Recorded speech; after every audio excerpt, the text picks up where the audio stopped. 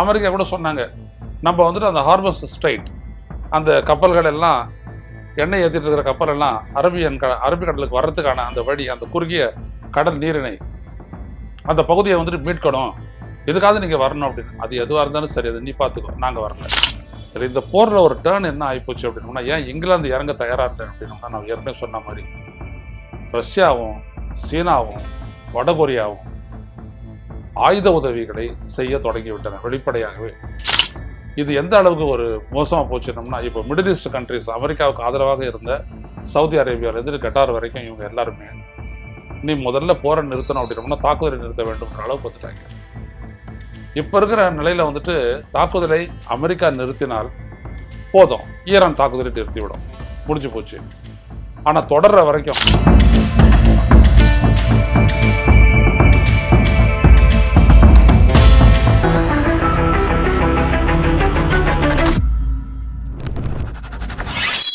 வணக்கம் தொடர்களே, ரோச செய்தியின் வாயிலாக இன்று மீண்டும் உங்களை சந்திப்பதில் பெருமகிழ்ச்சி அடைகின்றேன். ஈரான் மீது, அதன் ஒவ்வொரு நகரத்தின் மீதும் இஸ்ஃபஹான், டெஹரான், ஹமதான் என்ற ஒவ்வொரு நகரமாக குறிவைத்து இஸ்ரேலும் அமெரிக்க படைகளும் தாக்குதல் நடத்தி வரும் சூழலில் இந்த போருக்கு ஆதரவாக இங்கிலாந்து களமிறங்க வேண்டும். மற்ற நேட்டோ அலிஸ், வட அட்லாண்டிக் ஒப்பந்த நாடுகள் பிரான்ஸோ ஜெர்மனி எல்லாமே களமிறங்கணும் அப்படின்னு சொல்லிட்டு ட்ரம்ப் விடுத்த வேண்டுகோளை இங்கிலாந்து நிராகரித்து விட்டது. என்ன காரணம்னு கேட்டிங்கன்னா, நாங்கள் இந்த போர் பெருசாகிறத நாங்கள் விரும்பலை.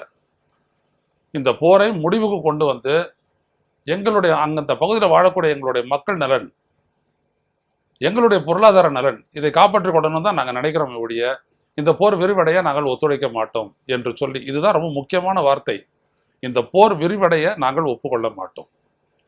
ஏன்னா ஈரானோட தாக்குதலோட முடிஞ்சிடாது இதுக்கு வார். ஏன்னா ஈரானுக்கு இப்போ சீனாவும் வடகொரியாவும் ரஷ்யாவும் ஆம்ஸ் மூலமாக சப்ளை பண்ணிட்டு இருக்கிறாங்க. நாளைக்கு அது சுட்டு வீழ்த்தப்படக்கூடிய ஒரு ஏவுகணை வந்துட்டு வடகொரியாவிலேருந்து வந்ததுன்னு வச்சுக்கோங்க. அப்போ என்ன ஆகும்? வடகொரியாவுக்கும் இங்கிலாந்துக்கும் நேரடி போகுதல் இப்படி வரலாம். ஸோ அப்படிப்பட்ட எதையும் நாங்கள் வந்துட்டு விரும்பலை. அதனால் நீ எங்களை கேட்டு ஆரம்பிச்ச, நீயே பார்த்துக்கோ கதையை என்று சொல்லி இறங்க மாட்டேன்னு சொல்லிட்டு இங்கிலாந்தினுடைய பிரைம் மினிஸ்டர் ஸ்டாமர் சொல்லிட்டாரு. இதே மாதிரி கிரீஸும் சொல்லிடுச்சு, நாங்கள் இதில் இறங்க மாட்டோம், எந்த இடத்துலையும் நாங்கள் இறங்க மாட்டோம், எங்களுக்கு தேவை அந்த பகுதியில் வந்துட்டு அமைதி நிலவ வேண்டும். அமெரிக்கா கூட சொன்னாங்க, நம்ம வந்துட்டு அந்த ஹார்பர்ஸ் ஸ்ட்ரைட் அந்த கப்பல்கள் எல்லாம் எண்ணெய் ஏற்றிட்டு இருக்கிற கப்பல் எல்லாம் அரபிக்கடலுக்கு வர்றதுக்கான அந்த வழி, அந்த குறுகிய கடல் நீரிணை அந்த பகுதியை வந்துட்டு மீட்கணும், இதுக்காக நீங்கள் வரணும் அப்படின்னு. அது எதுவாக இருந்தாலும் சரி, அது நீ பார்த்துக்கோ, நாங்கள் வரல என்று அவர்கள் கையை விரித்து விட்டார்கள். இது இங்கிலாந்து இஸ்ரேல் கூட்டணிக்கு ஒரு மிகப்பெரிய இடி விழுந்திருக்கிறது. ஏனென்றால் நம்ம அப்படியே இறங்கினா, நேட்டோ ஒப்பந்தம் என்ன அப்படின்னோம்னா, அமெரிக்காவுக்கு ஒன்றுன்னா நாம் இறங்கணும், ஐரோப்பிய நாடுகளுக்கு ஒன்றுன்னா அமெரிக்கா இறங்கிடும். இதெல்லாம் வந்துட்டு 2வது உலக போர் காலத்தில் வந்துட்டு தீட்டிக்கிட்டது. அதையெல்லாம் சொல்லிட்டு இருப்பாங்க. இப்போ அந்த தலைவர்கள்லாம் இல்லை. இப்போ இருக்கிறவங்க என்ன சொல்கிறாங்க அப்படின்னோம்னா, நீ தேவையில்லாத சண்டையை வலிச்சு விட்டுருவ, குண்டை போடுவ, அங்கே வந்துட்டு அணு ஆயுதம் இருக்குன்னுவ, அதுக்கான ஆதாரம் இருக்காது, ஆனால் குண்டை போட்டு எல்லாத்தையும் அழிச்சிட்டு இருப்ப, ஸ்கூல் மேலே குண்டு வீசுவேன், ஆஸ்பத்திரி மேலே குண்டு வீசுவேன், காசாவை முழுமையாக அழிப்பீங்க, இதுக்கெல்லாம் வந்துட்டு உறுதுணையாக துணை வர்றதுக்கு நாங்கள் தயாராக இல்லை. இதுதான் நேட்டோவும் அதே நேரத்தில் கிரீஸ் போன்ற நாடுகளும் அமெரிக்காவிற்கு மூக்கறுப்பு செய்து விட்டன. அதே நேரத்தில் எங்களுடைய ஒவ்வொரு நகரத்தையும் குறி வச்சு தாக்குற உங்களை நாங்கள் பதிலடி கொடுப்போம், கடுமையான தாக்குதலை நடத்துவோம். இந்த தாக்குதல் எப்படி இருக்கும் அப்படின்னோம்னா, எப்படிப்பட்ட நாட்டின் மீது நம்ம கை வைத்திருக்கிறோம் அப்படின்றத உணரக்கூடிய அளவிற்கு பாடத்தை புகட்டுவோம். எங்களுடைய அட்டாக்கு தொடரும், நாங்கள் எங்களுடைய தாக்குதலை நாங்கள் தொடருவோம், நீ தொடர்ற வரைக்கும் தொடருவோம், பார்த்துருவோம் அப்படின்னு சொல்லிட்டு என்ன ஒரு ஸ்ட்ராட்டஜிக்காக ஒரு அனௌன்ஸ்மெண்ட் வந்துட்டு ஈரான் கொடுத்துட்டான்.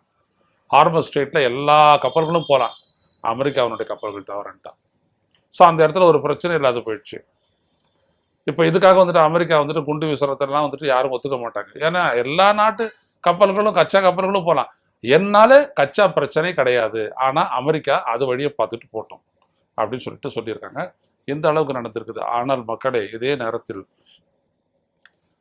ஹெஸ்புல்லாவை குறிவைத்து லெபனான் மீதும் ஈரானின் பல நகரங்களின் மீதும் அமெரிக்கா கடுமையான தாக்குதல் நடத்தி உயிரிழப்புகளை ஏற்படுத்தி கொண்டிருக்கிறது. எதுவுமே பெரிய இராணுவ இலக்குகள்லாம் ஒன்றுமே கிடையாது. இராணுவ இலக்குகள் என்று மிசைல் சைட்ஸையோ இல்லை விமானங்களையோ அதெல்லாம் எதுவுமே இல்லை. அதெல்லாம் அழிச்சிட்டோன்னு வேற அவர் சொல்லிட்டாரு. ஆனால் இன்னும் கொண்டு வீசிட்டு இருக்கிறாங்க. இது எந்த அளவுக்கு ஒரு மோசமாக போச்சுனோம்னா, இப்போ மிடில் ஈஸ்ட் கண்ட்ரிஸ் அமெரிக்காவுக்கு ஆதரவாக இருந்த சவுதி அரேபியாவிலேருந்து கட்டார் வரைக்கும் இவங்க எல்லாருமே நீ முதல்ல போரை நிறுத்தணும் அப்படின்னோம்னா தாக்குதலை நிறுத்த வேண்டும்ன்ற அளவுக்கு வந்துட்டாங்க. இப்போ இருக்கிற நிலையில் வந்துட்டு தாக்குதலை அமெரிக்கா நிறுத்தினால் போதும், ஈரான் தாக்குதலை நிறுத்திவிடும், முடிஞ்சு போச்சு. ஆனால் தொடர்ற வரைக்கும் ஒன்றும் இல்லை. நேற்று வந்துட்டு துபாயினுடைய ஒரு எண்ணெய் குதம்பை மீது வந்துட்டு ஒரு ட்ரோன் தாக்குதல் நடத்தியிருக்கிறாங்க. அது கம்ப்ளீட்டாக பற்றி எரிச்சிட்டு இருந்து துபாய் இன்டர்நேஷ்னல் ஏர்போர்ட்டுக்கு பக்கத்தில். ஸோ விமான சேவை பாதிப்பு, கச்சா எண்ணெய் ஏற்றுமதி பாதிப்பு, கச்சா உற்பத்தி பாதிப்பு, இப்படி ஏராளமான சிக்கல்களை மத்திய கிழக்காசிய நாடுகள் எதிர்கொண்டு வருகின்றன. இல்லை இன்னொன்று என்ன அப்படின்னோம்னா, இஸ்ரேலினுடைய நகரங்கள் தொடர்ந்து அடிபட்டுக்கிட்டு இருக்குது, அடி வாங்கிக்கிட்டு இருக்குது.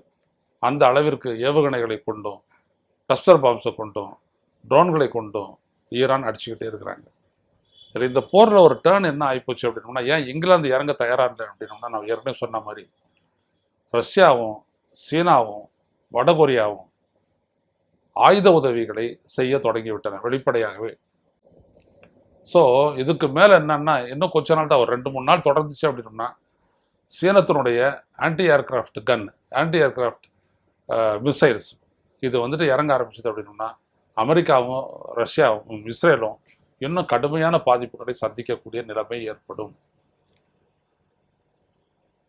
ஈரானுடைய எஃப்எம் சொல்லிட்டாரு, விட போறதில்ல இந்த போரை, நாங்கள் தொடருவோம், நாங்கள் ஒருபோதும் இந்த போரை நிறுத்துறதா இல்லை.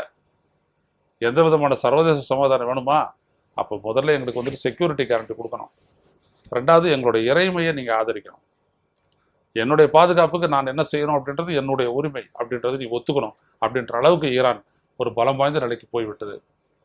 ஈரானை சில குண்டுகளை போட்டு ஏவுகணைகளை வைத்து விமான குண்டு வீச்சுகளை நடத்தி அதனை முடக்கி விடலாம், அங்கே ஒரு ஆட்சி மாற்றத்தை கொண்டு வந்து விடலாம் என்று இஸ்ரேலும் அமெரிக்காவும் நடத்திய அந்த கூட்டு போர்ச்சதி என்பது அடிபட்டு விட்டது என்பதுதான் இன்றைய நிலை.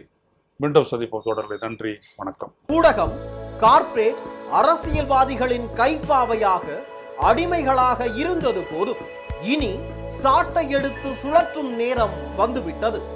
ஊடகம் பொதுமக்களாகிய உங்களுக்காக, உங்களாலேயே இயக்கப்பட வேண்டும். ஊடக சுதந்திரத்திற்காக உங்களின் பங்களிப்பை இன்றே அளித்திடுங்கள்.